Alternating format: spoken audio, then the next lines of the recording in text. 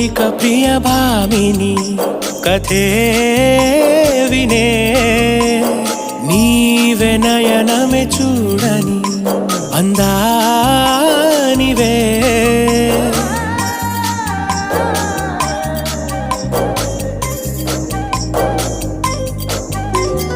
నీవు కొలనులో కలువలా హృదిని దోచావుగా మరి నేను శశివలె వెతికాసలు చేరేదెలా దిగినావో ఎదపైన వాలగా అరే ఓ తార నీవేనులే